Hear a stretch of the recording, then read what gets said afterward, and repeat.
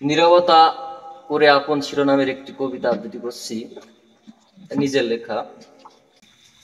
চতুর্দিকে অন্ধকার, মধ্যখানে আলোর অপেক্ষায় আমি, ঝিরি হাওয়ার উজানে বাউল মনে একটু প্রশান্তির খোঁজে। রাতের মরুভূমিতে নিশাচর পথি, এক করে গান গাও সেই আমি। আজ বড়ই ক্লান্ত নীরবতার সাথে, লুকিয়ে পৃথিবীর সুখ মাখি খুবই অল্প।